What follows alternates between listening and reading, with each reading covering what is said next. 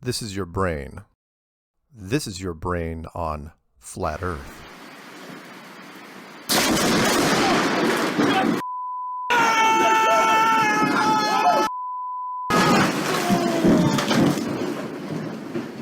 Damn!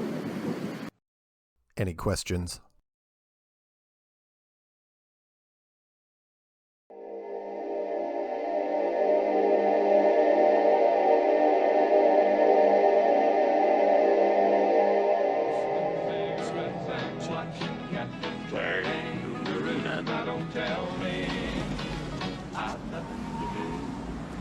It's good to see you. I must go. I know I will go.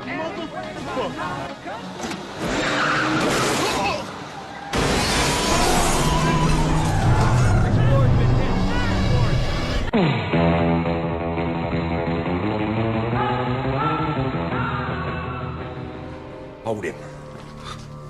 Now you listen to me, you hillbilly punk who thinks the world's still round. I'm here to tell you it's not. It's flat!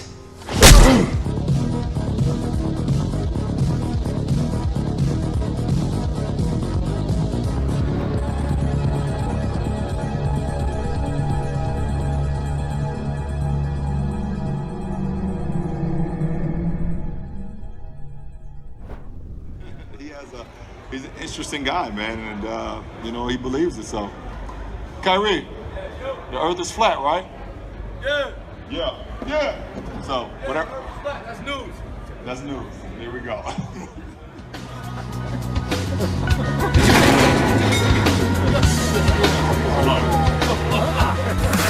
Tuned into the truth frequency. Your protection from deception. This is Truth Frequency Radio.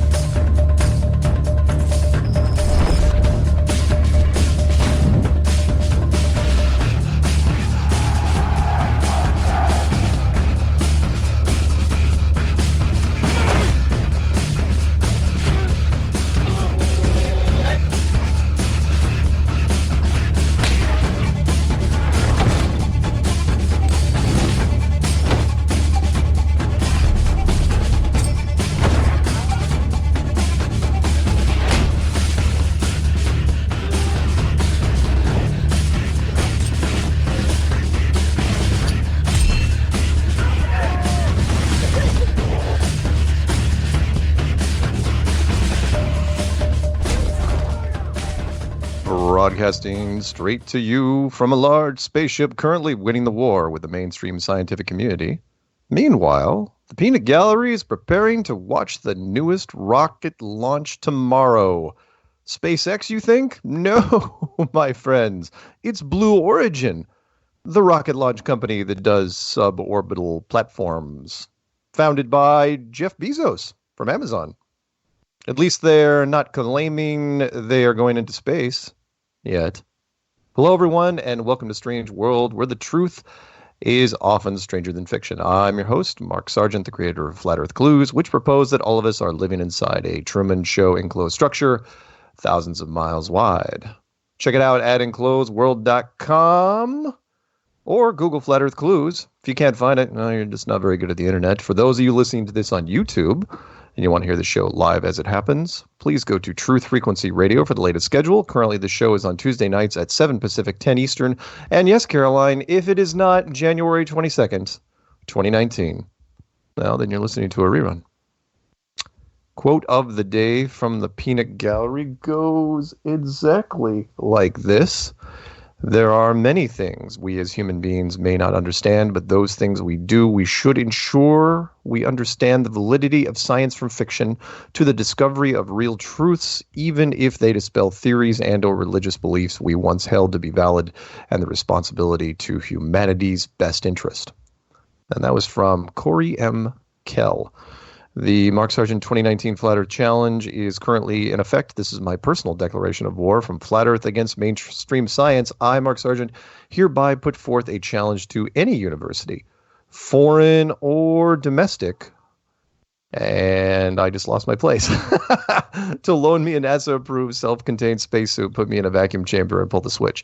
For more information on this, please check out Flat Earth Clues 13, The Lost Nail. Announcements, I have them.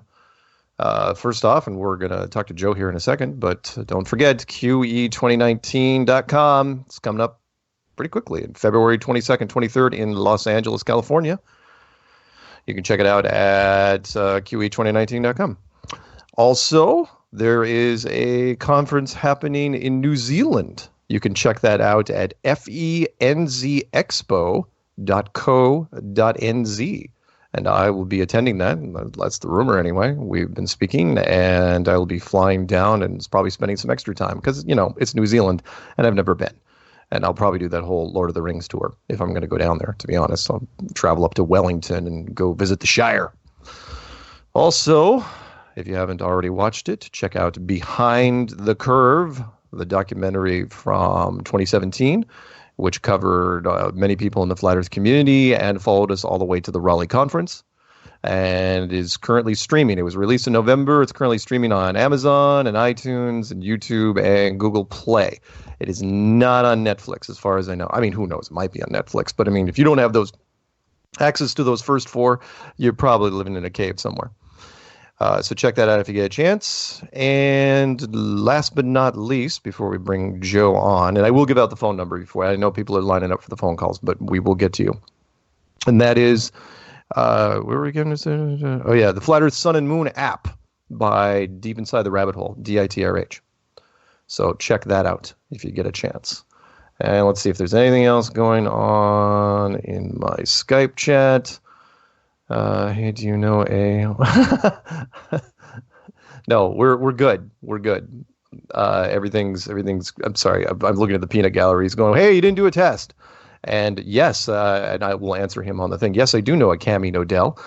That is Bob Nodell's wife, Bob from Globebusters. So I don't know why the peanut gallery is asking me this, but yes, I do know her. There you have it. All right, phone numbers to be given out go as follows. The main number is 213-233-3998. That's 213-233-3998. You can also dial the old number, which will route you back to the new number, which is 720-897-6111. If you're in the UK, don't forget the country code, and then dial 44203-393-2871. And last but not least, if you're calling just to listen and you don't want the awkward moment of me picking the phone up and you having to say something, you don't have to worry. I mean, seriously, I've been doing this for 3 years now. Have I yelled at anybody at any time? I'm sure I'll cut off a troll from time to time, but don't be a troll. That phone number is 605-472-9131.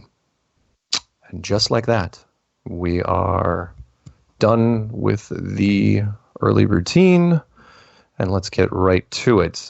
We have on the line with us first to give some announcements on what's going on with QE 2019 down in Los Angeles, California. We have Joe Garcia. Joe, are you there with us right now? Fantastic. Yep, I'm on the line. So, how much time? Give us the quick breakdown. We'll go into a little different facets of it. So when's it going to happen, and who's going to be there? All right, we are 30 days out, and it's going to be in Yorba Linda, California, February 22nd, 23rd. Start time slated for 3 p.m. on the 22nd, and it's going to go all the way both through those days, Friday and Saturday. And as far as the speakers, of course, we have yours truly there, you. Yep. And we've got Matt Long, Robbie Davidson, Dean Odell, Nathan Thompson, Nathan Roberts, Chad Taylor, Paul on the Plane with Scott Henderson, Jared Cressman, Emily Pittsford, Christina Hildebrand, and we've got Alma Renton. So I think I've covered everybody there. I think so. Nice. I think that's everybody. Yeah. Awesome. So great group of people. Yeah, that is a good group. Even if I wasn't there, it'd be a great group. And I'm going to cheat because I listened to a little bit of Paul on the Plane before I started doing my show. So, and there's a VIP dinner. Yes, we have a VIP dinner. Well, it's a VIP lunch. Got it. It's going to happen just a couple hours before we open the doors for the main event. So with the VIP lunch, you're going to get early admission into the facility. You can pick your seats early and get to the exhibitor area early, get all that stuff taken care of, and to support all the speakers, of course. Number one reason for that. So that is the VIP lunch. Yes. Awesome. Yeah. And any other little fun things that are? So it's the 22nd, the 23rd. What's the last event? Let's see. That's Thursday, Friday. So yeah, the last event, the last part of that is going to be we're going to have dinner. We're going to have food trucks coming in too, so that's going to be kind of nice. So on that last evening, we'll have a Q&A panel, and we'll wrap it up with one final speaker, and that'll wrap up the night. And then, we're just trying to keep it organic right now, but I do know that we're looking to try and get some things put together for that next day, which is Sunday. Possibly something going on. I'm looking into to see if we can make this happen for a flat smacking event out at downtown Disney. So I think that would be a really cool place to do that, just to see the Nathans go do their thing, right? That's something to see. Yeah, that would be fun. I'm trying to think if there's anything else that caught my eye when I was listening to you and Paul. Not really. I'm sorry. This is the last day for the price break? Yes, today. Oh, well, actually tomorrow, 10 a.m. Pacific. Yeah, tomorrow, 10 a.m. Pacific. Use the discount code QE2019. That would be a good code you could use until 10 a.m. tomorrow to get 25% off the regular ticket prices, and then after that, go up to the regular price. So trying to get everybody to get on board early. And that just helps everything out and save a little bit of money, too. So you can go to Disneyland or something. Who knows? Sure. And the hotel that most of the people are going to be staying at, or at least the speakers are, is the Embassy Suites in Brea. And it's a really nice, they just refurbished the whole thing. I think I did some video on it a while back. Maybe I'll upload some more. Embassy Suites, they kind of all look alike. They got the same amenities and such, the big atrium in the center, the great breakfasts. But the thing that's cool about Embassy Suites is especially this one, is in every corner of that building, they have, 6 or so couches where it just seems like these organic breakout sessions could happen. Where people might be talking, and these things are going to just happen. So that's one of the benefits of being at the Embassy Suites in Brea, where the speakers are going to be and a lot of the people are going to be, is you just never know what kind of conversations are going to start up. Cool. So just want to be a part of that. One more area to kind of be a part of. Awesome. Yeah, so the information for that is on the website, QE2019.com, the link. And I think you just tell them QE2019, and they'll know kind of what that's for. All right. So with that, I encourage anybody in the Southern California area. Seriously, if you're in Los Angeles, you really don't have much of an excuse in this case. Yeah, fine. You missed Raleigh, and you missed Denver, and you missed Edmonton up in Canada. But there's no excuse. If you live in Southern California, you got to attend. And if you're outside of Southern California, hey, the weather's not great in other parts of the country. Come to Southern California. It's always beautiful. It's been fantastic down here. And, Mark, one of the reasons why I'm doing this conference is because there wasn't anything in this area. So, come out and support the people that are doing all the great work in this and all these topics that we'll be talking about. So let us know that we've done a good job in having it set up here in Southern California at this time of the year. And, come on out and meet everybody. Nice. That sounds fantastic. Anything else you want to throw out there? That's about it for the conference. Again, QE2019.com. Use the code QE2019, 25% off discount up until tomorrow at 10 a.m. And looking forward to seeing you in 30 days. Right on. And I will, because I try to be a man of my word. Hang on, the peanut gallery is bugging me again. Okay, perfect.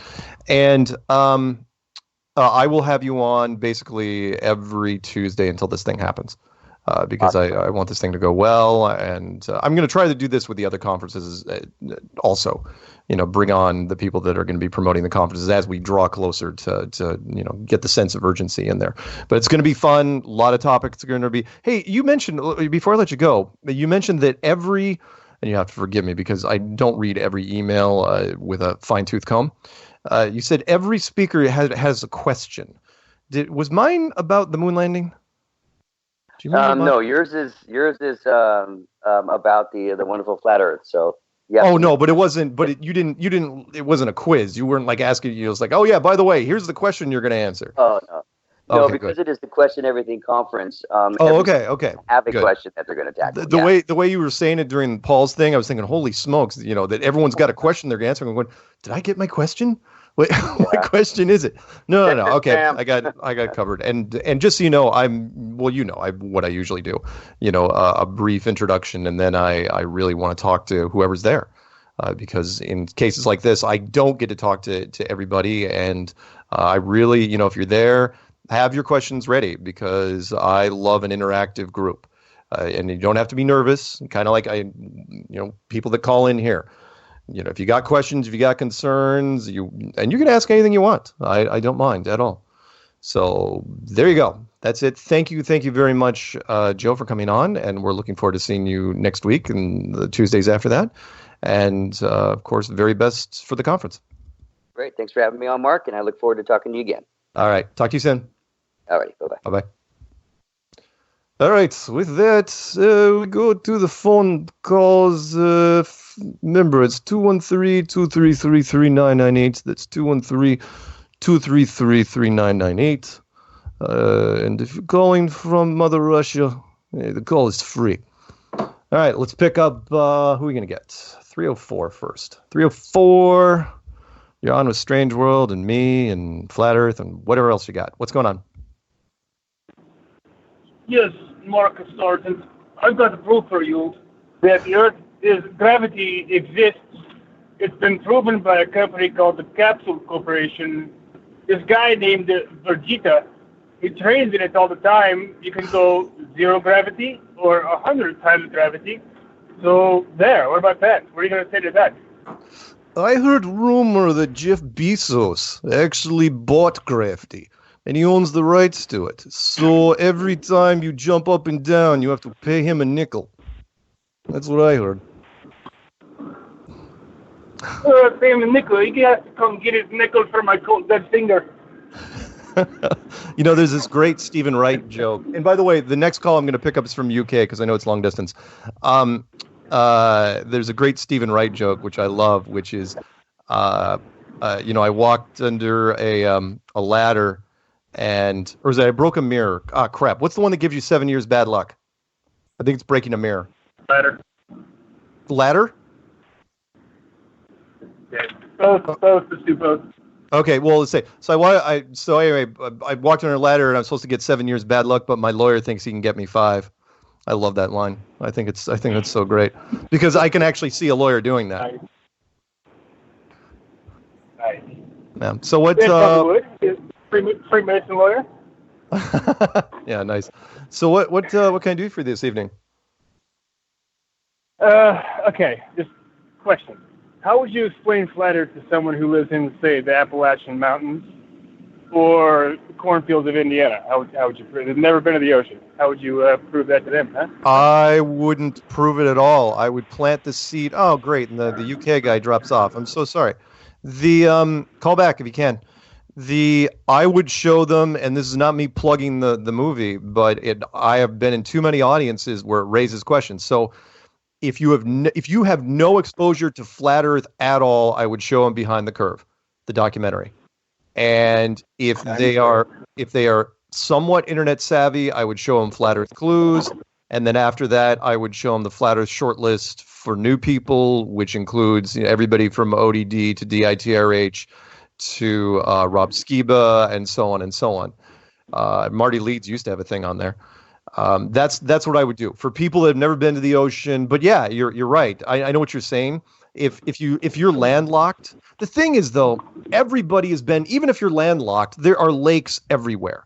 It's not, or rivers, big wide rivers. It's not like you can get away from water unless you're living out in Arizona. or something like that. And there's some dry states. Wyoming, that would be another one. But come on, man, even nowadays, people can see images of all that stuff. It's not like the old days where you have somebody in the middle of frickin' Nebraska that says, I've never seen the mountains before, and they really haven't because they never owned a television, and maybe they saw, on National Geographic type of thing. And I remember even as late as the 80s, I've run into people that were landlocked that, they came to the East Coast or the West Coast. And it was like, wow, I can't believe this, whatever it is. But social media and the internet has changed all that. So I wouldn't worry too much. This thing is spread far and wide. And I get people calling in from, I've got a call here from Arkansas and one from Texas and West Virginia, so. Yeah. And Colorado. I lived in Colorado for 20 years, and it was. There's total lack of water, but you see the mountains. Again, with the curvature of the Earth, you can think about it. You don't need those landmarks anymore. But I appreciate the question. Anything else? Well, I guess that's it. Just a quick little punch your way. People.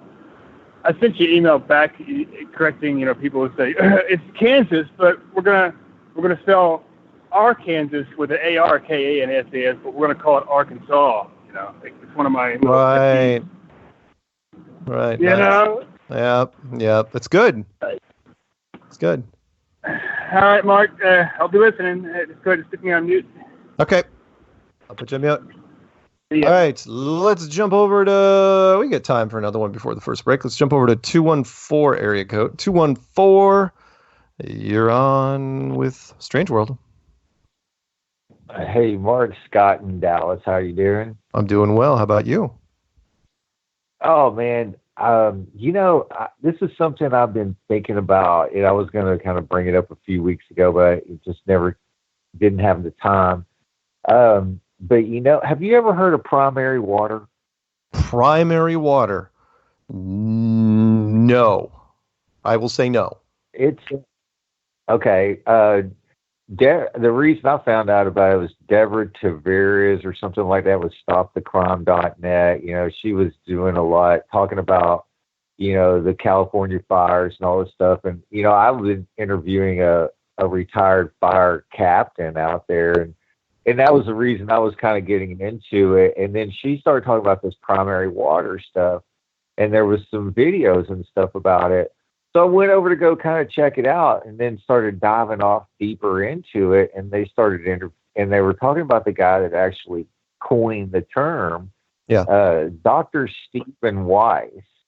And he was actually a German-born fella, and he came over here to America, and he has discovered the reason that he even was trying to figure out is how, people were building castles on top of solid rock on these mountaintops and were able to drill down, and they were hitting water for their wells. Well, come to find out, it's the whole underground is nothing but a bunch of water, and it's all called primary water. And basically, you can go look at a map, and it shows how, like, you'll see big mountain tops where they're basically like little veins of water that are kind of pushing up like little nodules. And then there's you just have to kind of just go research primary water, everybody, because the whole Earth is built as a water planet. And that was his whole discovery, was that the whole, go ahead. No. It's interesting. Go ahead. Oh, so anyhow, the whole Earth is basically, a water planet. And even the latest discovery, they discovered some diamond that was way, way down in the deepest parts of the Earth, and they pulled it out. And somehow they did some kind of extraction. They were able to squeeze water out of the diamond. And they're like, and it freaked them all out because they're like, holy crud, how are we able to, number one, how is there water in a diamond, the hardest substance in there? And how is it so far deep down when, they're sitting there saying, oh, the Earth is supposed to be a mantle core, but it's not. Sure. And so even they've just discovered that all these active volcanoes, they're basically a lot of water in there. Hence the lava, the flow of the lava. It's basically has a lot of water in there. And that's why you see the steam kind of blow it all off. And so, yeah, once you start figuring all this stuff out, because I'm always just trying to figure out, where did we come from and what's going on. There is no shortage of water. This guy actually drilled a bunch of wells all over the place. And one of the wells he drilled, it produced so much water, it's actually creating one of the rivers in Oregon. This is no kidding. Huh? Yeah, we're talking hundreds of thousands of gallons. And he had his last interview was in 85. And right after he did a couple of interviews, he passed. He was kind of old, but, he also had he had some lawsuits going. And so he had a lot of action going because he lived in California. And even way back in 85, they were keeping people from drilling wells and they were having all these water shortages. He goes, these people are so stupid. They don't know they're sitting on tons and tons of water. The whole thing is full of water. They just don't know how to drill for the water right. It was just hilarious, because all the older fellas, they knew, it's like you hear about people with divining rods and how they could go around and, and sense out water in certain places. And yeah, that stuff is still kind of active. And then what was really this is kind of really stretching the imagination a little bit, and I'll kind of wrap it up real quick. Okay. But, even in the Bible where it says God parted the waters, right? Okay.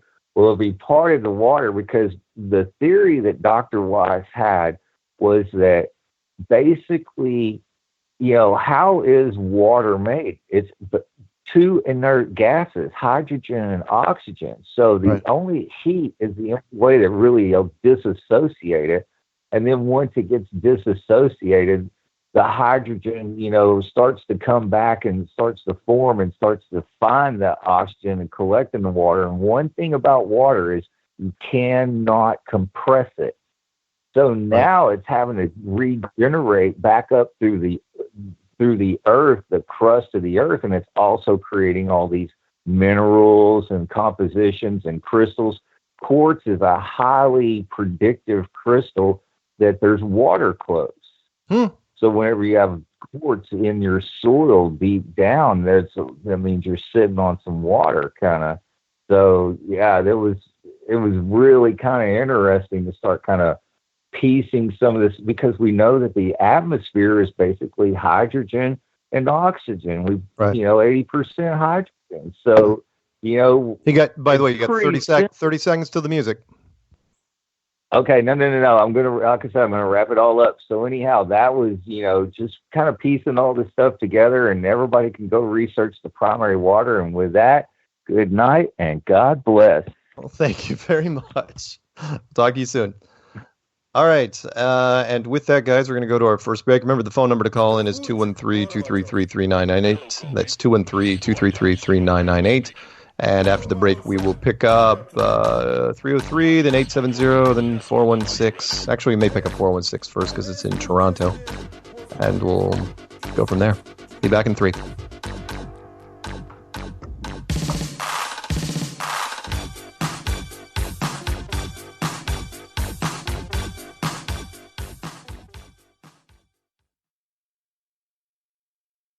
You're listening to the Truth Frequency Radio Network.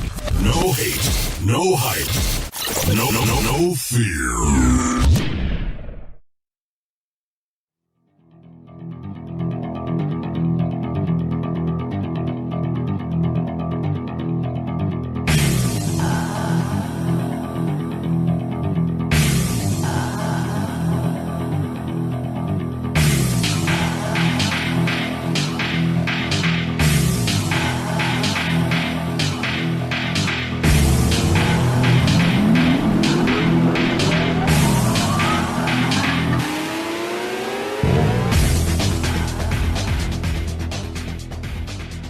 Welcome back to Strange World Part 2 of 4. We are doing call-ins.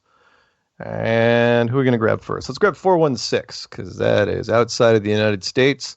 It's in Canada, but I will not hold it against them. What's up, 416? You're on with Strange World. Hello. Hey. Hey, I got through. Woo-hoo. You did get through. Well, I look at the board, and it's like I feel bad for people that are calling outside the United States, because I know it's you actually have to pay for it. So what's going on? I appreciate that, man. That's very nice of you, Mark. Oh, no worries. A couple of things. I've been trying to get on your show for a little while, and I wanted to mention a couple of things, hoping that there'd be everyone listens to your show, grabs ideas, run with it, and so I've been researching flat Earth for a while. And I actually got a little bit of a list here, if you don't mind going through it, Mark. No, go ahead. Cool. So I see a lot of videos on the internet, but I really don't see any measurable strengths with the magnetic field. If there is a magnetic north and a magnetic south, I've seen a couple of videos that show that, well, if it's like a watch, right? If the sun moves around the dial, right, as with the moon, there must be an energy source or a battery, and we get the magnetic north and magnetic south, right? Sure. The magnetic strength should be measurable throughout the different seasons, and the magnetic north should be stronger when the sun is closer and weaker when the sun is farther out. So I'm wondering if you know anything about that, or maybe I just didn't see a video. I don't. But why would you think, just off the top of your head, why would you think that the sun has a direct effect on the magnetic force? Just because. Yeah, no problem. If you have magnetic flux lines, when you have electricity going through an iron core with a wire wrapped around it, right, it will create a magnetic force.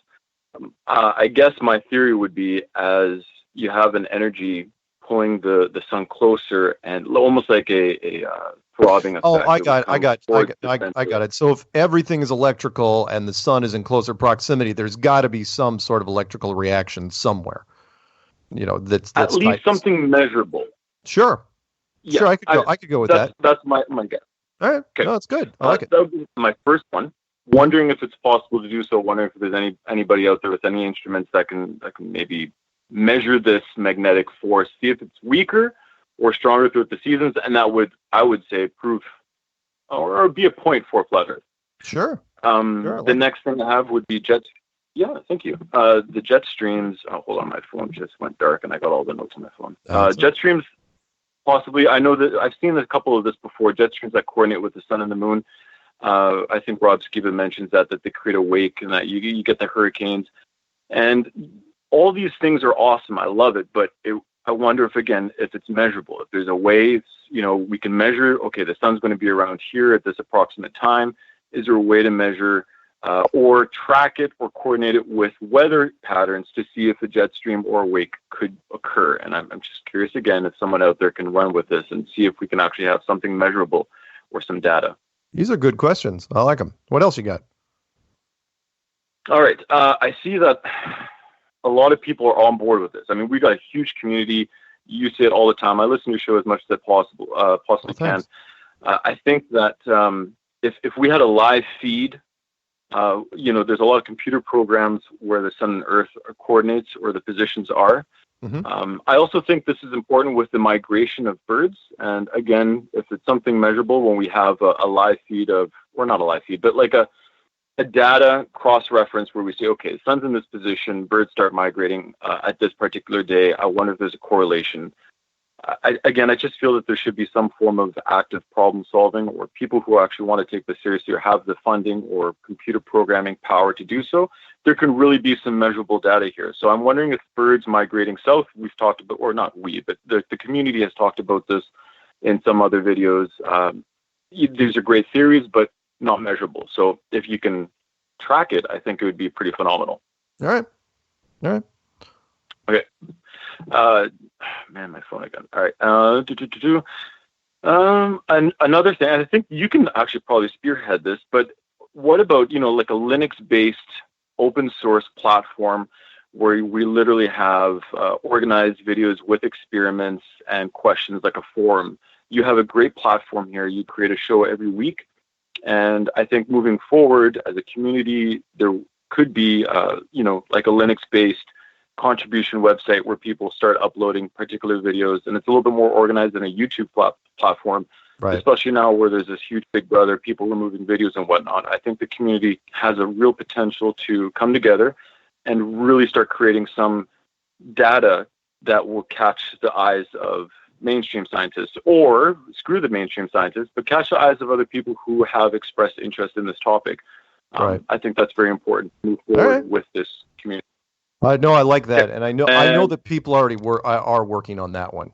I mean, that's kind of a natural progression thing. We've got so much content out there that we need our own place eventually. Yeah, and you know what? I'd be more than happy to contribute in any way, shape, or form. But you're a key player, Mark. Whether you like it or not, you have spearheaded this for a long time, and this show obviously is a platform for that. So, I just would like to give that to you. Maybe if you want to run with it, or we can take this offline and see how somehow that next step can be progressed in not just a natural progression, but in a progression that's in positive way. That's not just kind of, we're talking about it, we never really did it, but someone left the group, someone joined the group. It's got to be kind of like, let's take this project on and make it happen. Sure. And I think that would be really valuable to the community. All right. The last one is really interesting. Sorry, I won't take too much of your time. No, that's okay. Go ahead. You're right. Okay, so I was driving on a nice little snowboarding trip a couple weeks ago. It was about a 6-7 hour drive, and me and my friend were just brainstorming, talking about it. And so I know you've mentioned this, Rob Skiba mentioned this. It's God created a watch. It's a watch. It's a sundial. Everything's time, right? Everything's watch related. And so I thought to myself, interestingly enough, just taking this 2 steps back, my father mentioned something to me about, lubricating a part of a machine, and I'm like, yep, just whatever. And I'm actually a mechanic by trade, and for some reason, it just connected, and I thought to myself, I used to work in one of the largest open pit mines in the world, and tar sands are essentially oil that comes up from the ground and bulges up. Right. And you can scrape it with your hand right off the beach. Like it's natural oil that's, just, it's weird. If you ever touch natural tar sands, you'll know what I'm talking about. Okay. Now, I figured I'd Google this, and I wanted to know where the largest tar sands are in the world. So I plotted them on the map. The largest tar sands in the world are in Venezuela, are in Canada, and in, I believe it's in Russia or Afghanistan. Anyway, so that may not mean anything. No, that may not mean anything, but if you look at it, you ever grease your bike? Or have you ever greased any part of a moving object? Yeah. You know how grease bundles up in a particular part, usually on the exterior of what you're greasing? Yeah. Right. Well, if you take those places on the map, on the flat Earth map, and then you take a picture of a watch, and you put a circle around the places where they have the highest concentration of tar sand buildup, and you superimpose that on a watch, you'll find that the gears of the watch match almost identically to the the locations of flat Earth where supposed gears would be. Super far out theory, but it's really interesting when you take it on the map, flat Earth map, and you put a circle around the locations of the largest tar sands in the world. It's a bulking up of oil, of natural oil. And I know that, this community talks about where dinosaurs haven't existed and what is oil. And I've been playing with this in my mind. What is oil? What is it? Right. And I don't buy the whole, it's dinosaurs. Plant life. Yeah, that's the perfect soup. Yeah. Yeah, you're not alone there. Yeah. No, it doesn't make sense. And I haven't heard a lot of real in-depth thought about this. But when I plotted that on the map, and you take a generalized watch, the mechanics of a watch, it works perfectly. We haven't dug that deep into the Earth. We have no idea what's in the Earth. And just for, I don't know. I have no idea. But it's super weird that, we live on a watch. Everything's timed. Everything's perfectly timed. And taking this to a biblical view, if you have read the Bible or any of the ancient texts or Apocrypha, everything's timing. Everything's timing. So I got to think, even the dome is the curvature of the watch face. Sure. So anyways, I'll leave like that it. with you. I don't want to go too much more into it, but I think it's pretty fascinating, and I encourage anyone to just play around with the imagery of the largest tar sand deposits in the world and compare that to a watch face. Nice. Well, thank you, man. Thank you very much for all that. And don't be a stranger. Call in again, okay? Appreciate it. Thanks, Mark, for listening. All right. Okay. Bye-bye. All right. Let's jump over to 303 area code. 303, you're on with Strange World and you and me. Hello, Mark Nostrania. This is Ted the Architect from Denver. So I have a question, or no, I have a comment, and then a choice of two questions, because I know you're limited time. Okay. And my comment is not a comment. It's, to me, what I think is kind of handy for me, because in the back of my head, I'm always saying, how can we grasp how to explain the flat Earth concept to a layman in a simple term, because they'll say, okay, the world, you can't see the curve, it's so big. So in AutoCAD, I drew imagine this, if I scaled down the sun and the earth and moon, and I put them on a football field. Okay. One of the things that drives me crazy is every other day I look at the daytime moon, and it's so obvious to me that this stuff isn't lining up the way they tell you to. Sure. So this is, and then the differences in our winter and summer is not caused by the distance of the sun away from in the orbit from the Earth, but is the tilt, 23 point, the devil tilt, 23.4 degrees, right? So this is what it would look like if you had a football field and you put the sun in one end zone, and the edge of the sun was on the goal line. 100 yards away, you would have the Earth, and next to it, pretty close, the moon, right? That's the scale. If I did that, and taking into account the circumferences, radii, and distances apart of these heavenly bodies, the Earth is 34 inches in diameter. Okay. 100 yards away is the Earth. On the 100-yard line, the Earth is 5/16 of an inch in diameter. Okay. On that scale, given its distance to the sun, taking all into account. Sure. That is the size, 5/16, is of a hole punch. Right. That is a hole punch.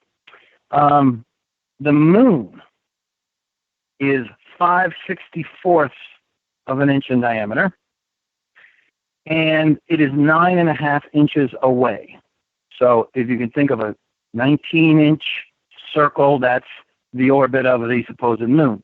Right. And the tilt accounts for 1/16 of an inch, 23.5 degrees of the Earth in that, given that scale, is only at 1/16 of an inch. And so this is not a question. It is just a statement to anyone who has trouble grasping how vastly large and how far away and how bright would that sun have to be to illuminate that far away, being only 3 feet in diameter.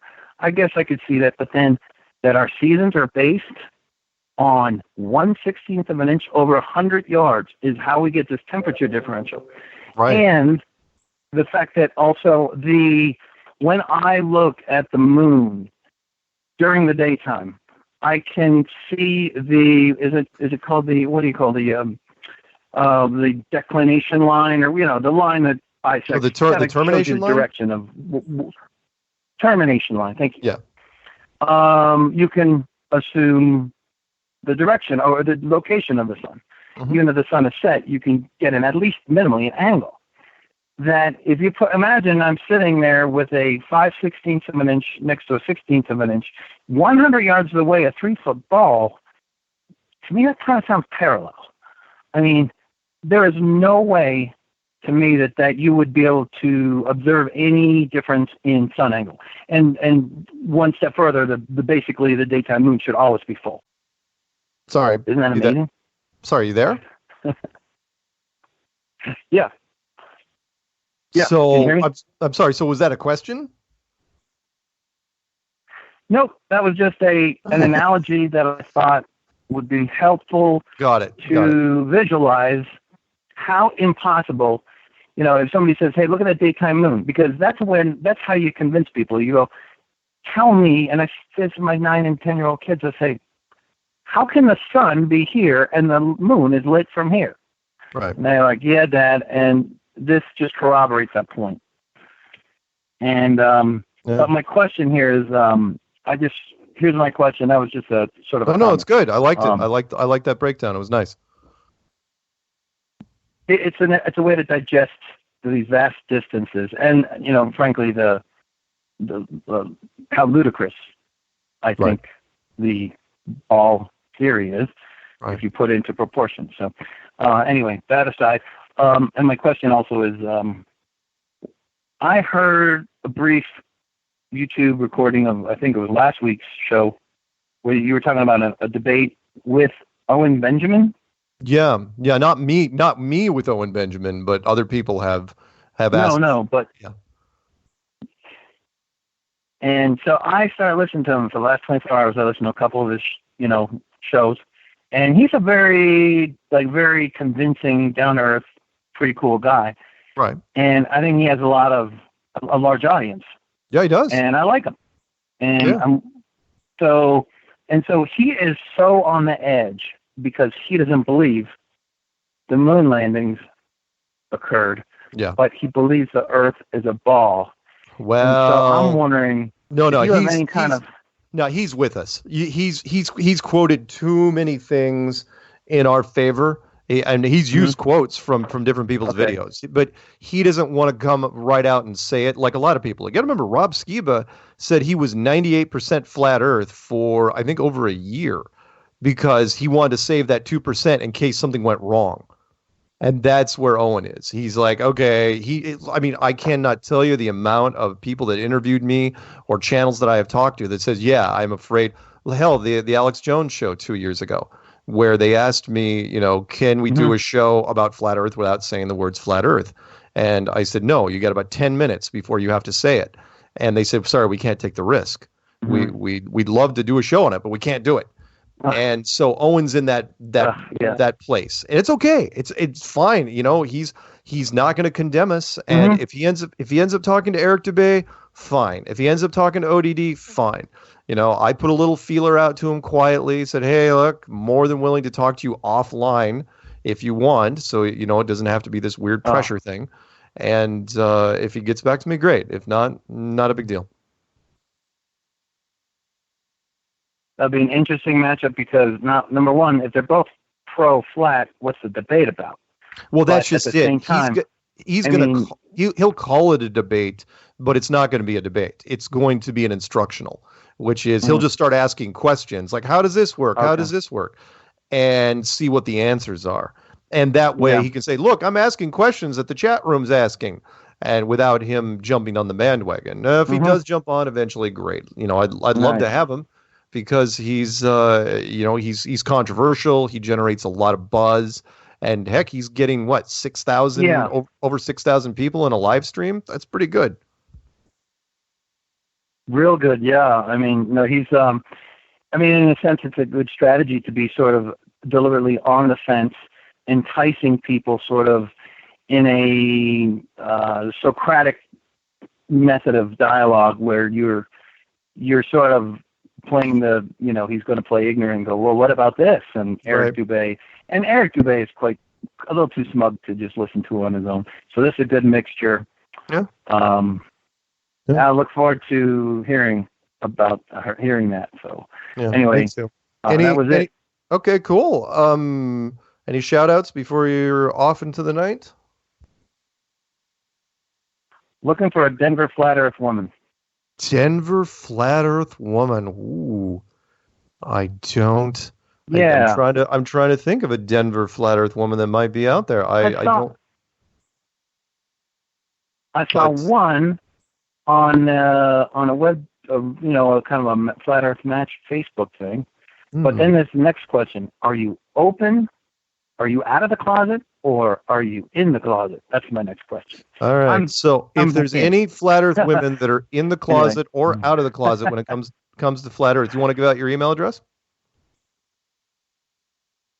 TJTinsman at yahoo.com. TJTinsman at what.com? Yahoo. Yahoo.com. TJ Tinsman, Tinsman at yahoo.com. Single ladies out there or women that think they're going to get divorced soon, by all means, please get a hold of TJ. Cool. All right. Yeah, you don't want your baller husband anymore. Forget him. Oh no, man. I can't. I won't be dating any ballers anytime soon. All right, man. Hey, you have a good one. We'll talk soon. Okay. All right. Thanks, Mark. All right. Bye-bye. And if I can click the buttons, how about this button? How about 870? You're going to be the last call before the break. Oh, pick up the phone. Come on, Arkansas. What do you got? I'm here. All right. You there? I'm here. Yeah, let's do this. What are we doing? Okay. Well, kind of going along with what the last caller went with. Only a little bit more technical, I suppose. So I kind of am going to, I guess, blow up the moon once and for all for everybody right here. The moon is said to be, what is it, 2,169 miles away, in diameter. Right. And I think it's 238,900 miles away. Right. So, you know what the laws of perspective are? I'm more or less, but go ahead. Okay, so laws of perspective basically state that if you do anything to the size of an object, you must then do it to the distance to the object, and it will appear to be the same by your perspective.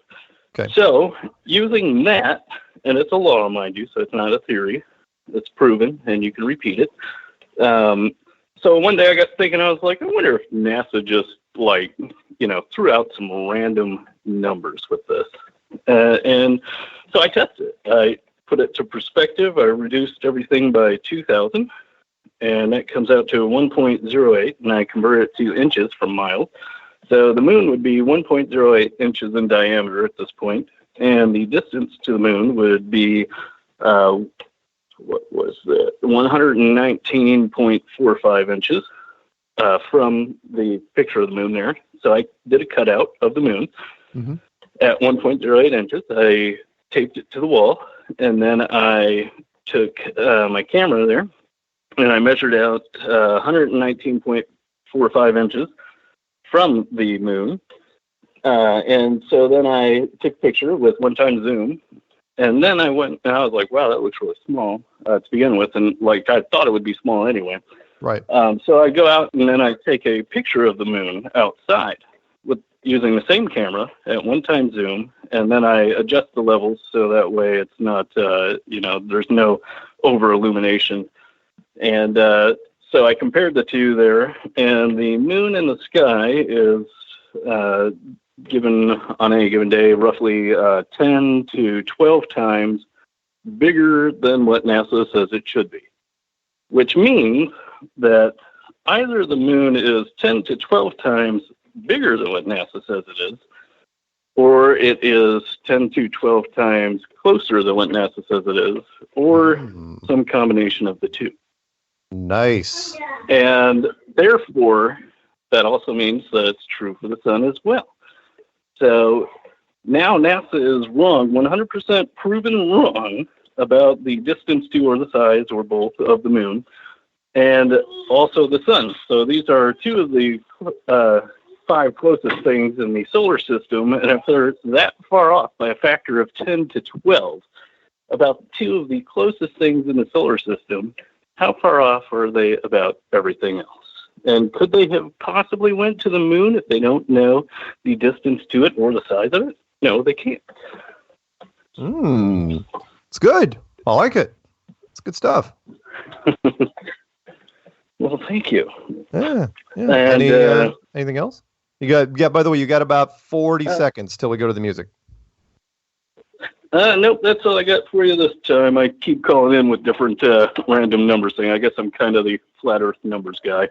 I don't mind. I'm a huge stats and junkie. So any shout outs before we go to break?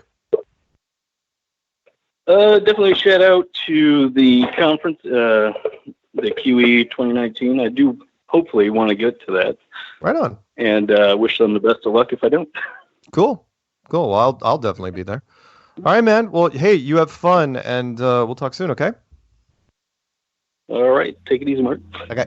Bye. And with that, we're going to another break. Phone number to call in is 213-233-3998. That's 213-233-3998. Oh, yeah, by the way, shout out to Ace McLeod.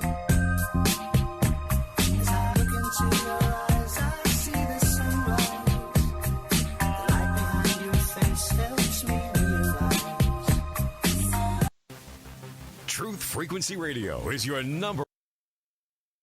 This is Truth Frequency Radio. The wicked ones obviously under heavy Masonic influence.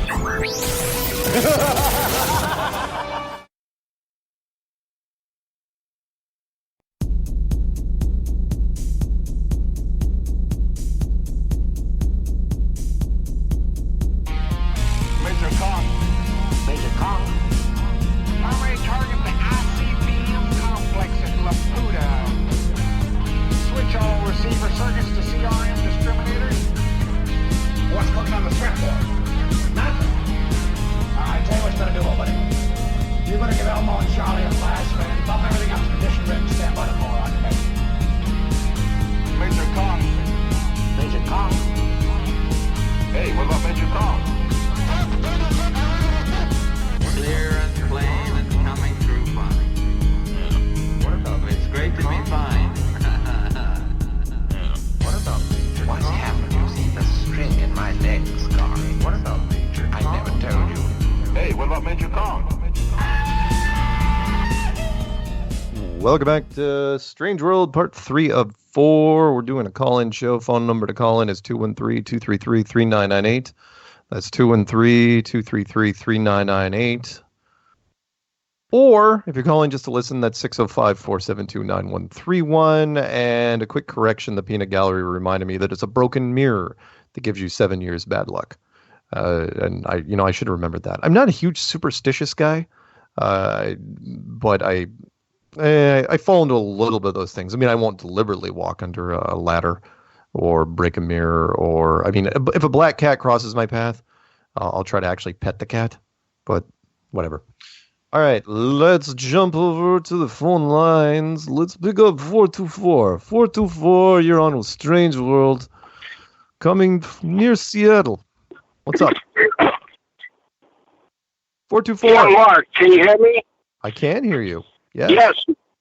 Good, Mark. Hey, it's your buddy Dave Holmes. Hey, what's going on, man? I just wanted to pass on some of my mental doodling here to you. Sure. I wanted to get the audience to think about sort of a group think on a few things here. This $1 billion telescope that's mounted on a 747. It's a NASA project called Sophia. I think I've left a message with you about this a time or two. Yep. Now, isn't this interesting? The best way to look through the atmosphere, of course, is through high altitude, but also to use infrared. And that's exactly what this $1 billion operation is, which only flies out of Chile, Santiago, Chile, or Christchurch.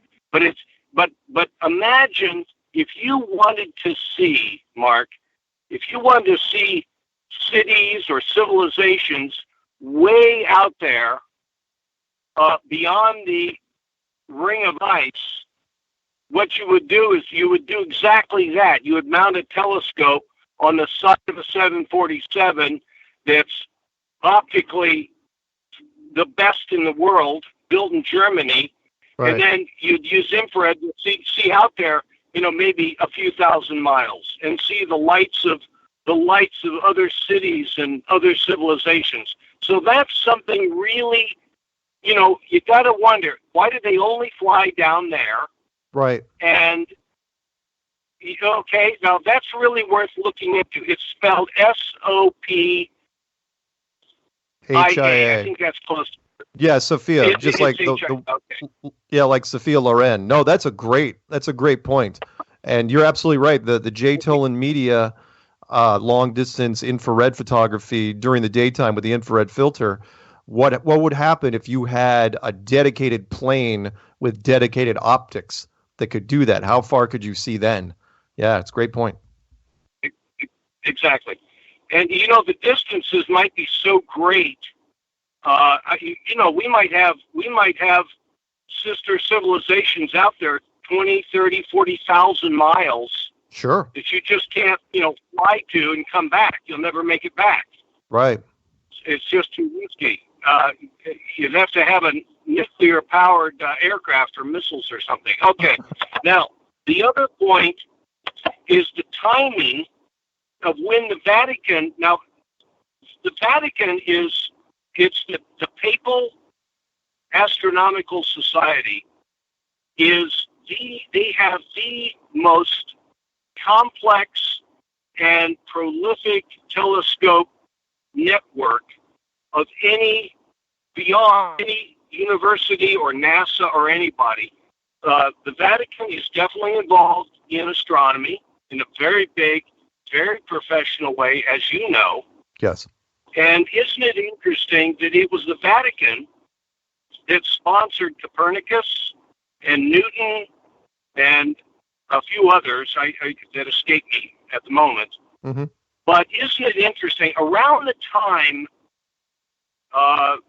in human development that our ships would have eventually been able to really,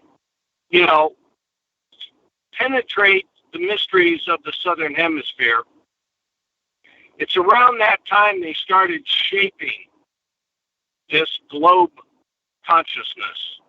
And wouldn't it be interesting? Now I'm getting a little speculative here because whenever you talk about motive, that's always the hardest thing to prove in a legal case, as you know. Right. But wouldn't it be interesting if the Vatican, in some way, the elite of Europe or whatever the elites are at the Vatican, were somehow associated with the main directors and actors in this Truman Show that you've described before. Right. But I find it very interesting timing. I just want to put that on the record in the minds of many here. Okay. Oh, no, I like it. It's good stuff. You still there? Yep. I can hear you. Can you hear me? Mark, are you there? I am totally here. Testing 1, 2, 3. I can Mark, totally. I don't hear you. Oh boy, I can hear you. I don't know what to do with him. That's all right, and he's hung up. That's okay. We got the gist of it. Thank you very for that. And hopefully he'll call back. But we did get the entire thing if he's listening. I know he was probably driving out of service. Let's go to 661 area code 661. You're on with Strange World.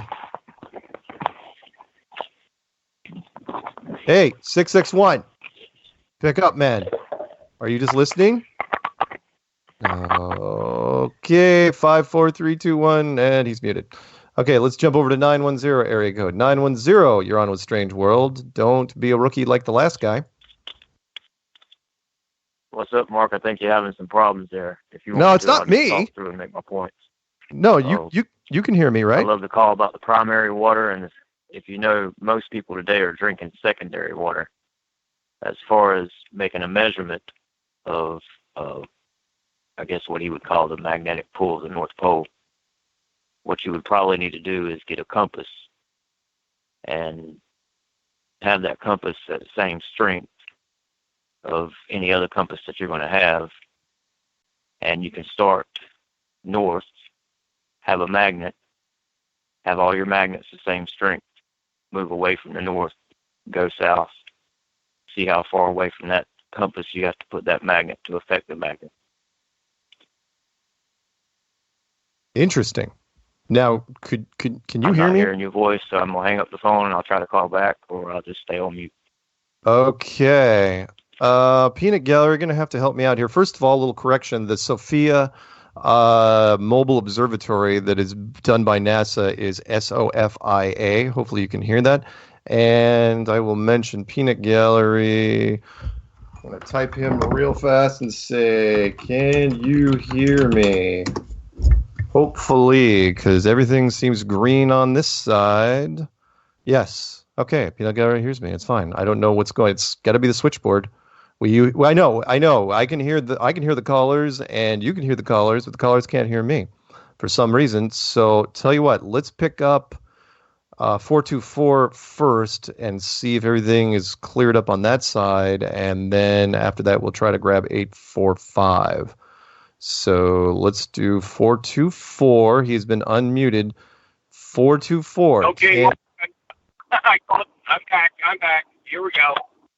Mark, are you hearing me? Are you hearing me loud and clear? I can. Can you hear me? Yes. Something happened. Let's move on. Okay. Okay. Now, go ahead.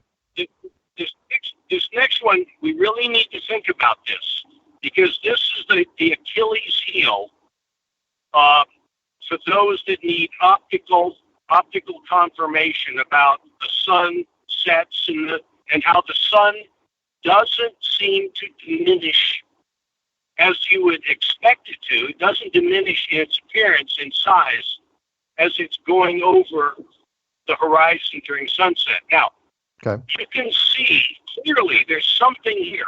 I don't have the answers, but I have a piece of something that's worth adding to the conversation. And that is when the moon comes up, like tonight and last night, it was enormous. And then it gets smaller. And then it sets. The moon sets small, but it rises. It can rise really big. You with me? Yep. Okay. Now, the sun does the opposite. It will generally rise fairly normal in size, but it can set. You can have these gargantuan sunsets. Okay. Right. In other words, there's something weird about that. But the fact is, there is an optical size distortion when it comes to the horizon. It could be built. It could be built into the Truman Show, if you want to consider that as still a valid theory. It could be built into this Truman Show as a way of saying, well, see, it's a globe. You know, it just, there's so many things that just like, because the moment you consider flat Earth, you have to then say, wait a minute, what the hell's out there beyond the ice ring, you know? Right. So that's the big secret. That seems, okay, that, and of course you've talked about that, and you've gotten me thinking in those terms. The other thing is, and this is a minor point, and that is the shill effect. You know, sometimes you get people calling in, they're not really adding anything to the conversation other than confusion. Right. They're not really stretching the thinking. They're sort of giving you a tape loop of nonsense. So I just want the audience to be aware of those actors. And believe me, that NASA can afford, hire some of their people, give them a little overtime to pester you. Right. Okay. Now the other thing, I'm almost done here, Mark. Okay. I think this is my last point tonight. The other thing is just the optical lineup. Now here we had I think a nearly full moon tonight. The sun came up. The moon came up very big. The sun has been down for the longest time. I'm looking, just drawing straight lines. It doesn't make sense. I mean, there's something that is just intuitively off. I suppose if I took a class on astronomy, I'd have answers to that. But that seems to be the other thing. Oh, by the way, your previous caller, who talked about that temperature gradient, he's absolutely right. that temperature gradient between Los Angeles and you're up there where up around Seattle, right? Yeah, Seattle. Okay. Well, the temperature gradient from north to south, on average, is not justifiable when it's intuitively, when you think about a 93 million mile distance, it just doesn't make sense. And by the way, I'll leave you with this one thought. Mm-hmm. Einstein was very careful because he was a government shill too. He wasn't much of a mathematician or a physicist. It was his wife that did all the heavy lifting, and in a very jealous life too, by the way. Right. But he did allude to the fact that the mathematics between a flat Earth and the globe, he said, were remarkably interchangeable. So when these people talk about sticking a stick in the sand in the desert and looking at the angle and something 700 miles away, that's not an argument. That's interchangeable. That's one of those points you can interchange the math. Mark, I won't waste any more of your time. Thank you for all your wonderful work. Thank you. And we'll talk again soon, okay? And thanks for all your messages that you leave me. Okay, Mark. Bye. All right, bye-bye. All right, let's jump over to, it's 8:45. You know what that means. Start spreading the news. I'm leaving today. I want to be a part of it. New York, New York. There you go. With my vagabond shoes. Yeah, they're long. I tried. Hey, no, you do strike. What's happening out there in New York, man? I know it's terrible. Not much. Cold snap. Holy crap, it's been cold. It was -2 the other day. It was interesting. That's cold. We don't usually get that cold. Yeah. Well, it was distracting. Climate change is a myth. Mm-hmm. I think it is. I said that. Shout out to Ace before I forget. Yep, shout out to Ace McLeod. Even though he's probably not even listening. Shout out to Ace McLeod. That's awesome. Yeah. Oh, hey, but the quote. Oh, man. Wait. There's a quote for you. Okay. Okay. From the Peanut Gallery, if there's a 50-50 chance that something can go wrong, then 9 times out of 10 it will. 50% of the time. Yeah. Right. I love that. That's awesome. Yeah. Honestly, that's Paul Harvey said that, longtime radio announcer. And it reminds me of the Ron Burgundy line, which, the Sex Panther thing. He goes, I love scotch. No. The Sex Panther line where he goes, 70% of the time, it works every time. It's like, what? Nice.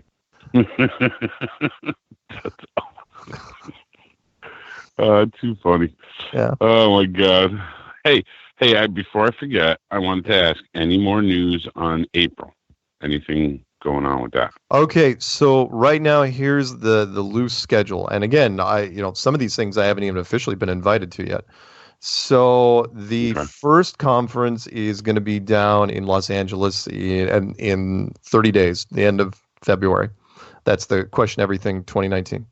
Then, okay, so it's not going to be April, that's for sure, because the New Zealand conference, which I'm going to plug right now, which is the FENZ Expo. So Flat Earth New Zealand Expo.co.nz. That is going to be the last week of April, and I am going to that. So, and then wow.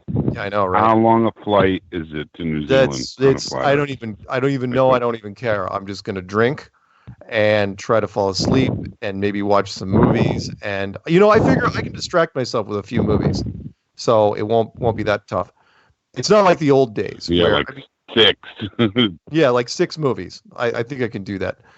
Oh my God! Stop at the duty-free shop, pick up a nice bottle of scotch, and just get frickin', because honestly, you could drink, pass out, I should. Oh yeah. wake up, recover from your hangover, and you're still flying. So we'll see. I and you don't know. still got 2 hours. And you still got a couple hours. No. Oh, my So God. after that, now I know what you're asking about, and that is the North Carolina conference, which I don't think doesn't even have a name yet, and we're still waiting on the details on that. There's also a meetup in San Francisco where they've already bought me a plane ticket. Well, not officially yet. I mean, it's on hold. It's waiting. And that's a big meetup. And then you've got Toronto, which is the big Canadian conference. You've got Dallas. You've got the UK conference. Wow. You've got the Netherlands, from what I understand. That's also a conference is happening. It's going to get crazy busy. But anyway, I know you're asking about North Carolina. I don't know anything else about North Carolina yet. As soon as he lets me know. So what the best case scenario is, I'm going to come back from the New Zealand conference and go straight to North Carolina. But as soon as I hear something, I will pass it on to everybody. I swear. It's a one-day thing, so it's not going to be that big a deal. I know that Karen B, former stuntman, race car driver, and of course adult film star, she's going to be there. Just Jack, I think, is going to be popping his head in. Don't forget, she was an orca trainer as well. Oh yeah, well heck, I mean she did 5 years at SeaWorld, so that's no small feat. I love Karen. So, shout out to Karen B. Shout out to Karen B. Because she's got guns. Awesome. She's awesome. Yeah. Yeah, she does. Anyway, and go ahead.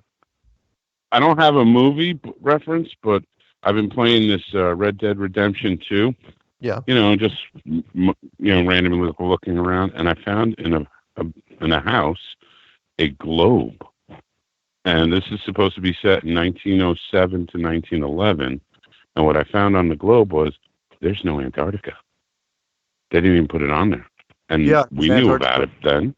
And even the earliest expeditions down there weren't until after that. So they wouldn't even have updated the globes by then. That's very interesting. I saw, and by the way, I'm not being delusional when I say this. In the last expansion, or I should say the Legion expansion of Warcraft, when I was walking around this building, I saw for the first time a working globe that was actually spinning on its own with the continents wrapped around it. And I was going, what is this? It's like, never seen that before. Right. Why would they put that? Why would you put this here? It was lit up. It was glowing like it was backlit, like it was white behind it. And I was going, everybody knows the Warcraft world is absolutely flat, like every other simulation. It's freaking flat. But if you show this again, there's the programming. You show this to kids, 10-year-olds playing this game, he's being like, "Oh yeah, Warcraft's totally a globe." No, it's not. I can absolutely guarantee you. Oh yeah, look at the globe. But it's like, look, it's a globe right here. See, it's a globe. It's like, no, that's just decorative, which is really what we're talking about here. The globe on our world is just decorative.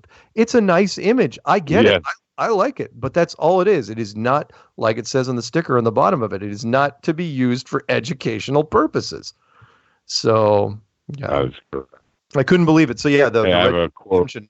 Also the fact that there was a globe in that. Why is there a globe in Red Dead Redemption? Yeah, exactly. Why would you take Cowboys don't care. I mean, what year is it supposed to be set in? 1900? 1907 to 1911. Not a lot of Cowboys left. That was the end of the. No. They even have UFO Easter eggs in there. They put UFOs in there. I'll take those. And, crazy. Those are kind of fun. Crazy.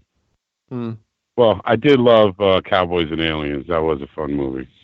My favorite line from that wasn't even a line from the movie. It was what because Steven Spielberg helped produce it, and. Oh, really?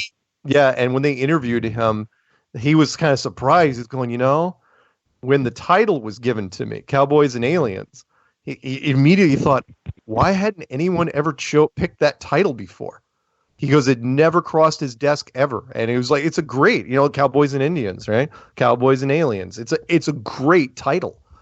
And it was an okay movie. It was pretty cool. It had some neat stuff in it. But the title just blew me away. I was like, the title got most of the ticket sales because it's catchy. You know, because it reverts back to what we know. Everybody played cowboys and Indians as a kid, and although nowadays it's cowboys and Native Americans, which is fine. And but still reinforces that you're on a globe. Yes. Yes, that movie also reinforces you're on a globe. Absolutely. Yep. I have a quick quote, and I'll get out of here. Shout out to everybody. I love you all. Okay. Texas will again lift its head and stand among the nations. It ought to do so, for no country upon the globe can compare with it in natural advantages. Sam Houston. And I just found that interesting that even back then the Cowboys are talking about globes. Hey, before you go, I've been asked to remind you, hey, aren't you doing a show on Thursday? Oh, yes. Thursday night, I do a show called Night School. That's too funny, with Brian, Shona Collins. Oh my goodness! Sorry, I always forget to plug it. I know. Not why I call. I call because I just love you, Mark. I know. I just think it's funny that I get reminders for that. It's like he should be promoting the show. Yes. Thursday night, 9:00. It's fun. Not sure what topic we're going to do this weekend. We kind of try to keep it with current events. So we'll see. We'll have our discussion probably this evening or tomorrow and figure out what we're going to talk about.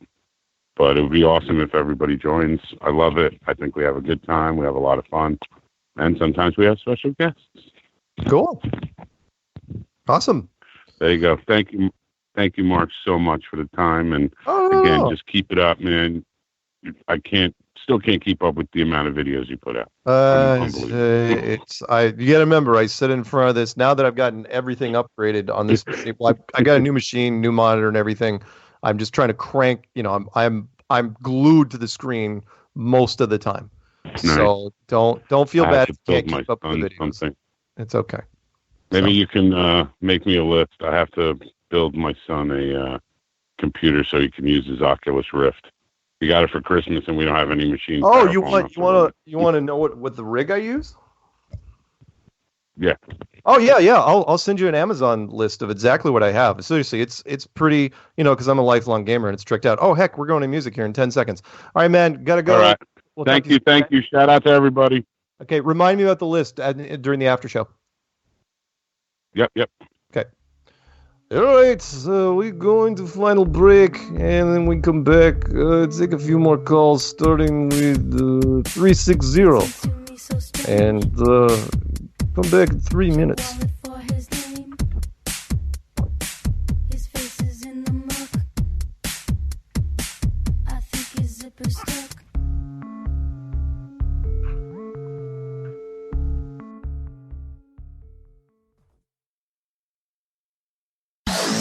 No hate, no hype, no fear.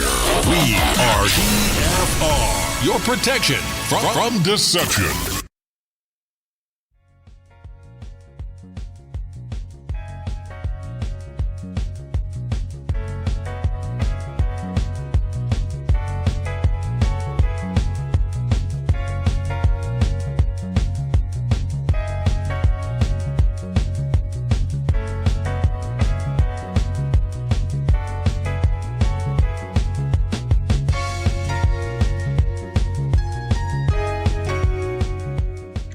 Welcome back to Strange World, part 4 of 4. It is a call-in show, which means the number is 213-233-3998.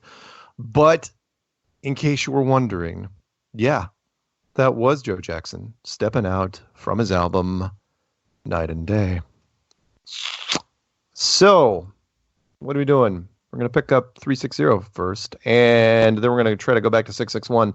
And then we're going to see what happens after that. By the way, after that, if anyone is waiting, looks like we got some free slots. So very, very cool. So let's pick up 360 area code. You're on with Strange World. What's happening?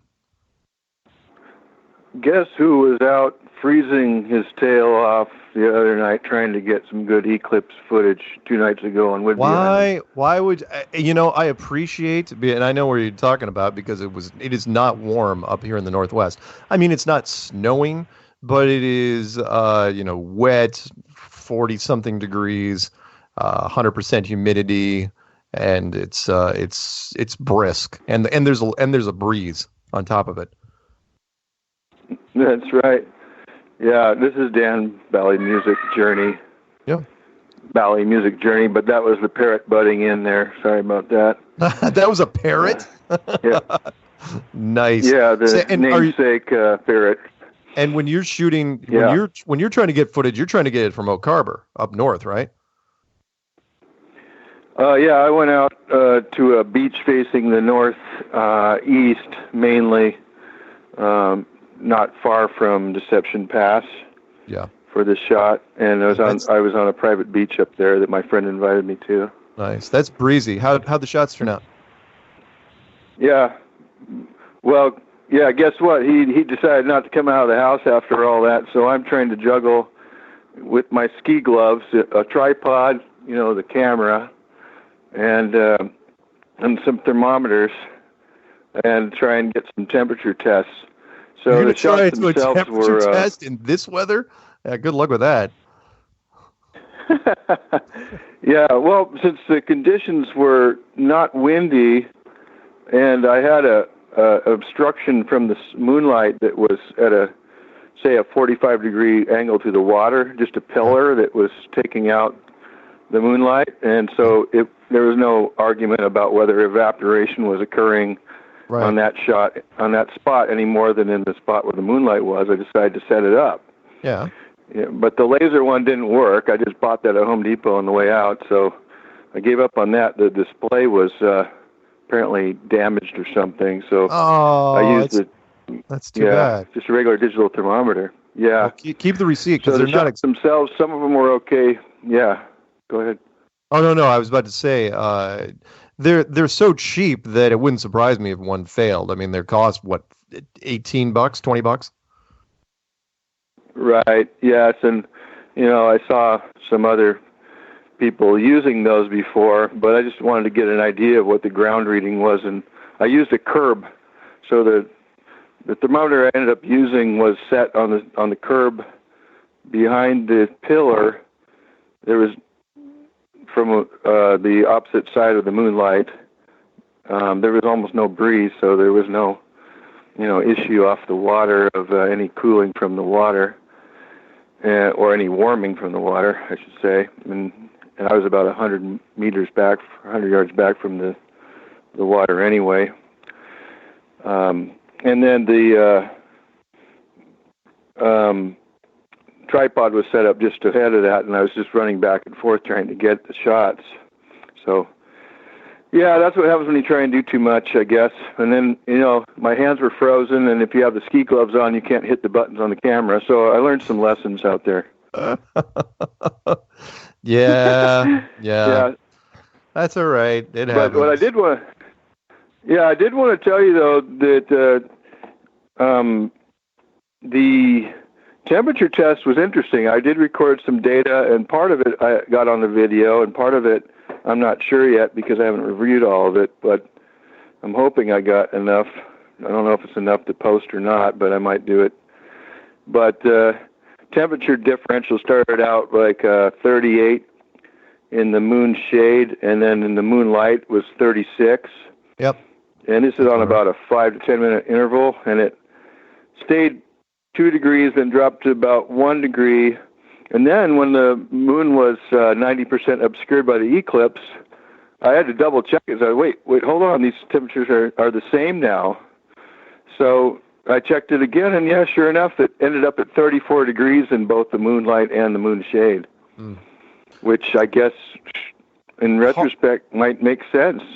Yeah, you got to remember, you're also, and most of the temperature tests we've done have been relatively mild weather, and also it's better. It's no different than the sun. The moon, you really want to do it when the moon's high in the sky, when it's really, really up there. Okay. So, but well, I'll I mean, be doing it again then. Yeah, but please do. Somehow it ended up about an hour later when it got close to full eclipse. The temperature differential narrowed from 2 to 1 and then to 0 when the moon was that would make sense. Eclipsed. The eclipse would change the temperature, sure. And my sister was saying, oh no, the eclipse proves that it's a globe. It's like, no, it doesn't. We can, you can replicate an eclipse in a planetarium right now. Literally right now. You can do a blood, and you don't have to wait all night in cold weather to do it. They can just do it.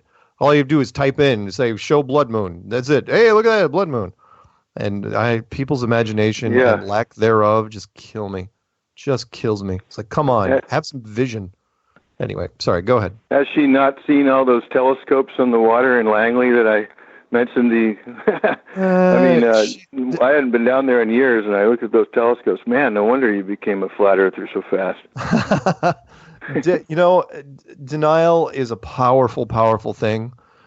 There are a lot of people out there that just will not look at it. They won't because the conditioning is just too thick.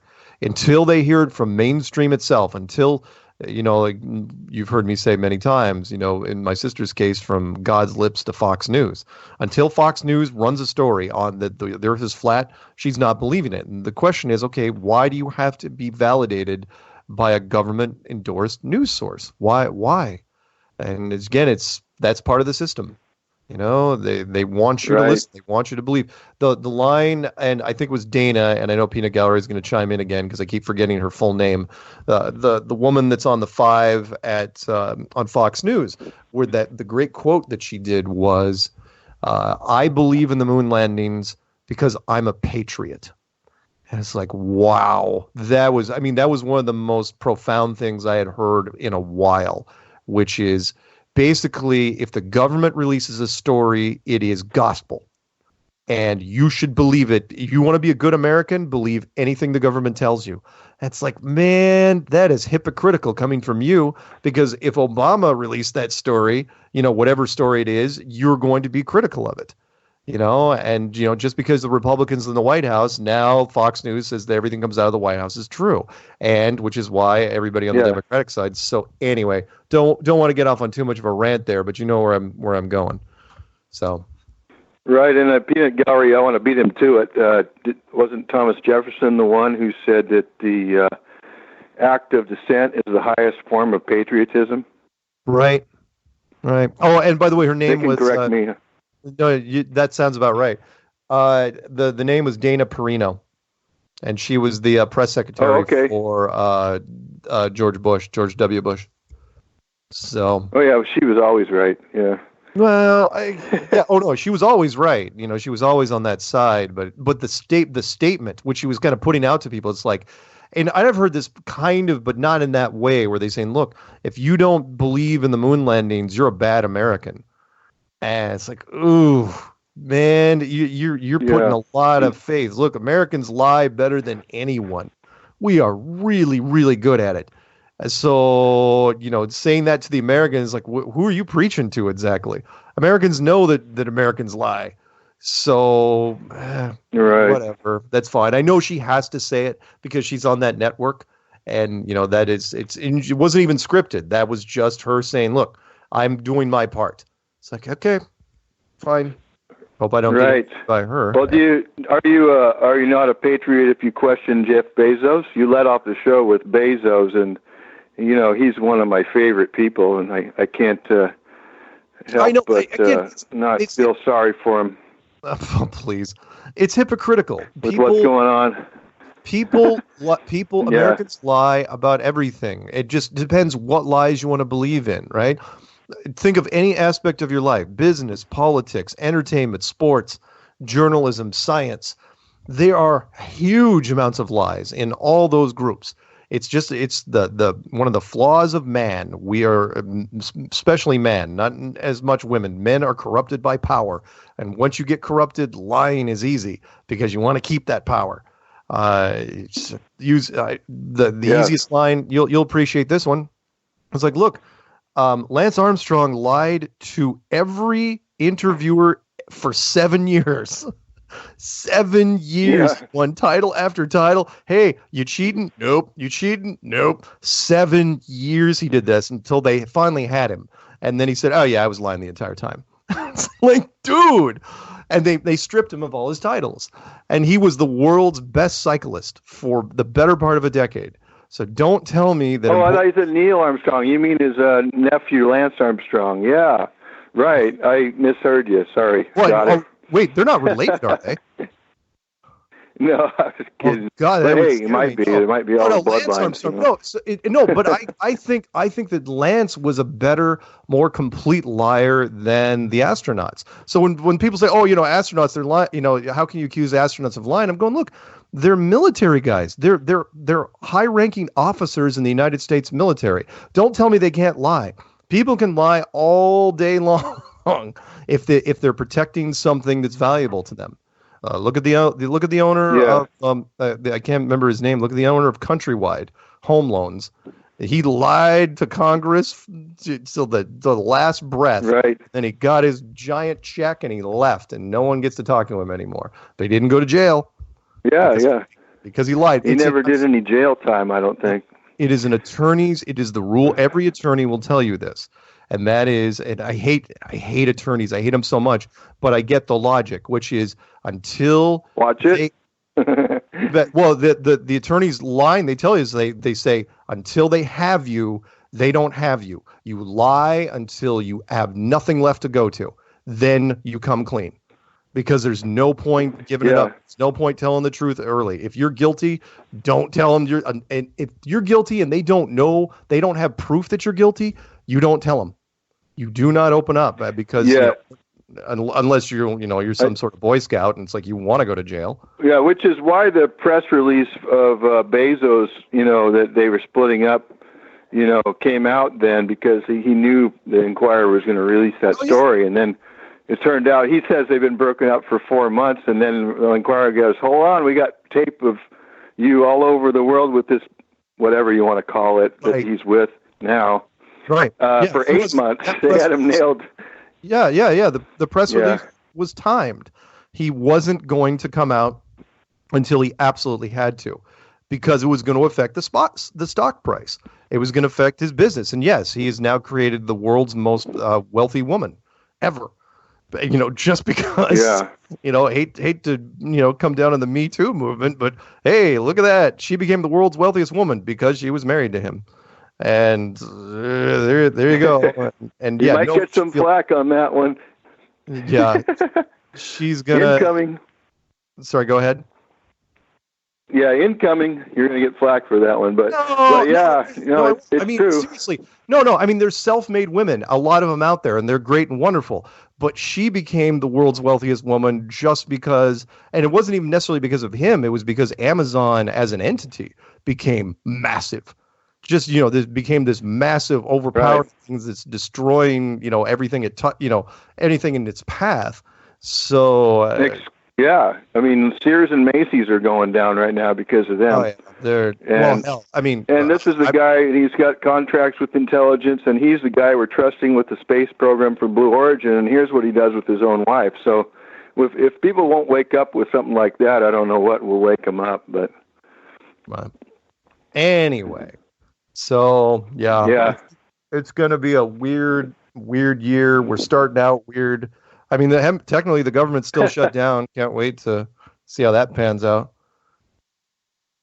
Yeah. Well, we'll have to catch up. I'll let you get back to your other callers. And I really appreciate taking the call. And if I got enough to post, I'll post something up and send you a link about it for that stuff I got. And hopefully we'll see you soon. All right. Thanks, man. See ya. Yeah, take care. Thanks, Mark. Bye-bye. Bye-bye. All right, let's jump over to 910 area code. 910, have we talked tonight? No. You took me off mute earlier, but I think you were having some difficulty. I don't know what was going on. Yeah. I know it wasn't me. It was I'll say it was me. But it was the switchboard. I don't know. I mean, seriously, everybody, Peanut Gallery is going, I can hear him. I can hear you. I don't know why he can't hear you. It's like, okay, well, and it only lasted for 2 pickups, and then it went back to normal. So, whatever. So, and what else is on your mind? So, I don't know if you heard me about the mechanic who called in, and he was talking about primary water. But if you look into it, if you look into it, most of us drink secondary water. So it's worth looking into. And he's close with what he's saying. He needs to start looking at, the tide levels in different places of the earth, just like he was talking about the Greece. Also, on the he wanted to measure, I guess, the magnetic pull of the north. Yeah. Is that what he said he wanted to do? Yeah. Okay. The magnetic fields in relation to the sun. Okay, well, I would say do this, and it might relate to the big tree everybody lives under, because the roots might go. You might have these iron ore deposit lines that go all throughout the earth and connect to that mountain, Mount Meru, whatever you want to call it, North Pole. So a way to measure it, I don't know if what I'm going to say is foolish or if it's on point, but if you were to take a compass and have many people have the same compass, I mean the exact same compass, made, everything. Right. So have them in the North Pole, have them go further out south. Then have a magnet. Everybody has the same magnet, same strength. See how far you have to put it away from your compass before it affects it at the longitude and latitude you are. Does that make sense? Does that make sense? That'd be a way to measure the strength, because we know there's no South Pole. Right. So, and I wanted to ask you, do you think the dome moves? He talked about the circle carved in the deep and the dome. I mean, does it move like Chris Pontius's models? That's how he moves the star constellations, because it's easier for him to have the constellations burned into the dome, and then he moves the whole dome. The technology. Go ahead. I have a few other ways it could be. Sure. I was just asking you your opinion.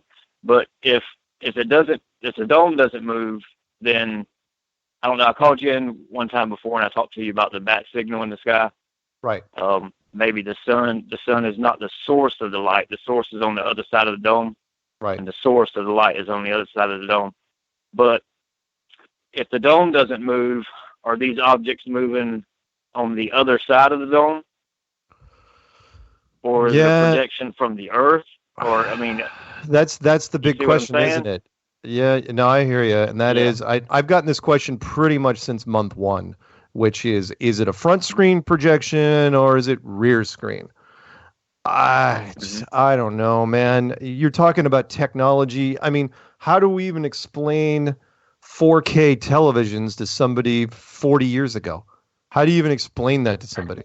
It's there's tech being used. Now we're getting really close. I mean, there is no doubt that there is some high-level software being used here. No question. But as far as go ahead. Yeah. Do you remember the old lanterns that people had in their house? The old kerosene lanterns? I own a couple kerosene lanterns, yeah. You know how the top is shaped? It's kind of funny shaped. It's got like a I don't know, like it bubbles out and it goes into a cylinder up top. Yeah. If you're looking at one of those and you're in a room that has corners. Yeah. If you're in a room that has corners and you put that against the wall and you stand in front of it between that and the light, you'll see two of you, and things will look kind of strange in that. I just wanted to point that out. If you have corners. So if you have four corners and you also have a dome, that's going to affect it too. Yeah, absolutely. The human eye, we are so genetically engineered to fall for illusions. I mean, really badly. I mean, to where you can get dizzy just looking at a two-dimensional image sitting on a page, to where you can't even look at it anymore. Yeah. Some people throw up and pass out. We're terrible with relative motion. We're really, really bad at relative motion, which is why flight simulators work so well. And people can get sick just watching a roller coaster video on television. And this was back when, before high def, that sort of stuff. So whatever, the system is extremely advanced, and only now, in the late stages of our civilization are we kind of getting the glimpse of the possibility, where people are going, oh, right, now I get to see how it could be done. Before that, even only 150 years ago, people had thought it was divine or witchcraft. And again, I'm not saying it isn't divine, but I'm also saying that you've heard me say it probably a few times, and that is God is a programmer. No question. We didn't invent code. We just discovered code about 20, 30 years ago. So, don't think, don't be arrogant enough to think, oh yeah, we've got better stuff than God has. No, you don't. Mm-hmm. So anyway, have you ever heard of that? Have you ever heard of the Mount Meru? Have you ever heard of the roots being like, I don't know, like iron ore or something that goes all throughout the earth? Or Yeah. Oh, you have? Okay. Yeah. You got to remember, people send me a lot of stuff. So I'm sure people come up with the same thing a lot, and they don't even know it, and it's because it's the code. That's how it works. Yeah, there's a lot of. I mean, it's very well, as we're winding down the show, and we've got about 3 minutes left. This place is extremely efficient, extremely well designed. One of the most common arguments I get is, why is, because you've seen the images where it's a flat Earth, but it's flying through space, right? We see this from globalists all the time, and I go, why does there have to be space? Why do you keep thinking there's space? It's like, well, what are you saying, that God can make space? If God is all powerful, God can make space. I'm going, yeah, but God's also very, very efficient. Meaning, and I'm not saying that God is lazy. I'm saying that God is very, very efficient. Or whoever built this place, if God subcontracted out the work, you don't waste energy if you don't have to. And I'll try to do this one more time for people, which is, if you're in a game, and I know this is, people's always going to talk about the games. I don't care what game it is, right? Which is, it could be a Hollywood movie. Either way, and Hollywood movies do the same thing, which is, if you see a mountain in the distance and your character is never going to the other side of that mountain, do you draw the other side? No, you do not.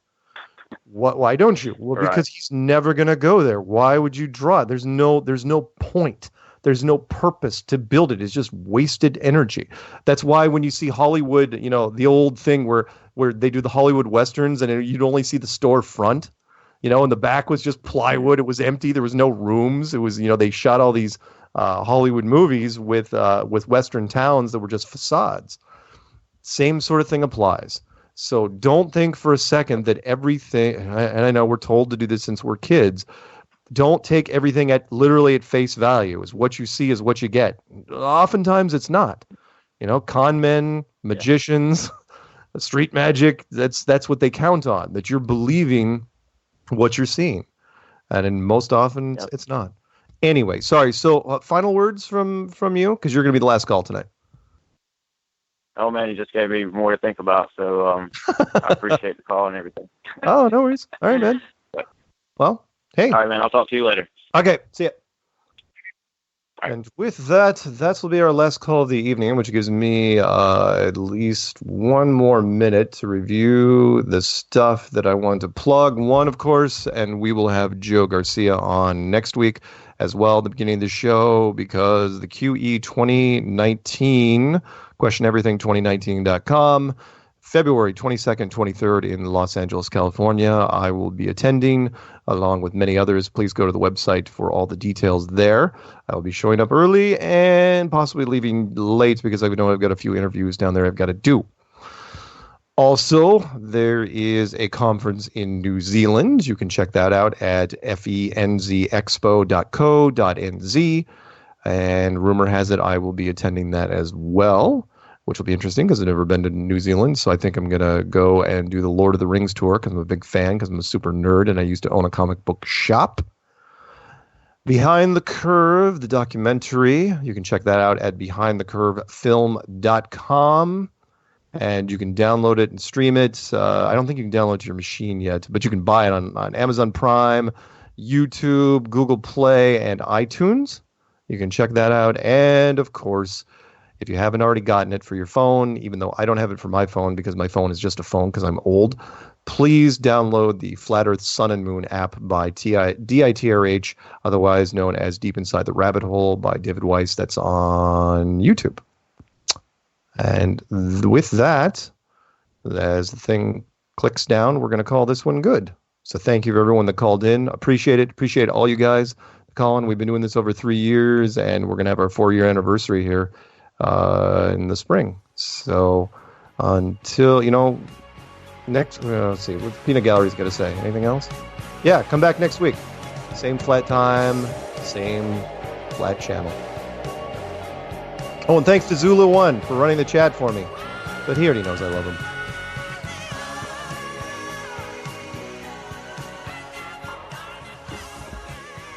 That's a great honor and privilege for us to be here representing not only